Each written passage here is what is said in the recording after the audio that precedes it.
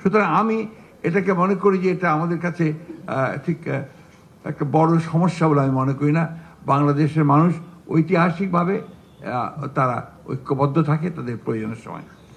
মূল ব্যাপারটা হচ্ছে যে আসলে জনগণকে আপনাকে ক্ষমতায়িত করতে হবে, জনগণের সার্বভৌমত্বকে নিশ্চিত করতে হবে।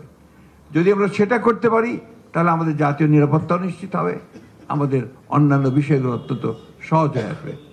আমরা গণতন্ত্রই চর্চা করতে পারিনি ঠিক মতো, আমরা গণতন্ত্রকে চর্চা করতে গিয়ে প্রতি পদে পদে বাধা পেয়েছি। সেই জায়গায় আজকে আমাদেরকে একমত হতে হবে। আমার ধারণা যে আমরা সবাই এই ব্যাপারে একমত হয়েছি এবং অনেকে নেতিবাচক কথা বলছেন, আমি কিন্তু খুব ইতিবাচক দেখতে পাচ্ছি সামনে। বাংলাদেশের মানুষ তর্ক করছে, বিতর্ক করছে, আলোচনা করছে এবং তার মধ্য দিয়ে কিন্তু তারা একটা জায়গায় এসে পৌঁছচ্ছে। এবং আমি বিশ্বাস করি যে আমরা এই আলোচনার মধ্য দিয়েই, তর্ক বিতর্কের মধ্য দিয়েই আমাদের সেই জায়গাটা আমরা পৌঁছবো যেখান থেকে আমরা সত্যিকার অর্থে আমাদের গণতান্ত্রিক প্রতিষ্ঠানগুলোকে নির্মাণ করবার জন্য একটা সঠিক পথ খুঁজে বের করতে পারবো।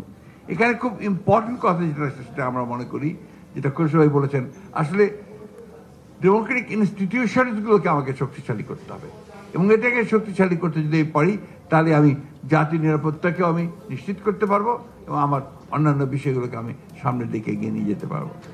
আমি সেই কারণেই বক্তব্য দীর্ঘ না করে শুধু এটুকুই বলতে চাই যে আসুন আজকে কোনো নেতিবাচক চিন্তা না করে আমরা সবাই একমত হয়ে এই যে সামনে যে সময়টুকু যে খুব দ্রুত আমরা গণতান্ত্রিক ব্যবস্থার মধ্যে জিততে চাই, সেখানে আমরা যেন দ্রুত যেতে পারি তার জন্য আমরা সবাই যেন কাজ করি। প্রশ্নটা হচ্ছে গণতন্ত্রে ফিরে যাওয়া, প্রশ্নটা হচ্ছে গণতন্ত্রে উত্তরণ ঘটানো, প্রশ্ন হচ্ছে যে গণতান্ত্রিক রাষ্ট্র ব্যবস্থা চালু করা। আপনারা রাষ্ট্র ব্যবস্থা মেরামতের কথা আমরা বলেছি, এটা তো অনেক আগেই বলেছি। আমরা আপনার সেই 2016 সালে আমরা রাষ্ট্র সংস্কারের কথা বলেছি, আমরা 2023 সালে 31 দফার কথা বলেছি যেখানে আমরা পুরো রাষ্ট্র সংস্কারের কথা বলেছি। তো কোথায় প্রবলেমগুলো হচ্ছে আমি বুঝতে পারি না।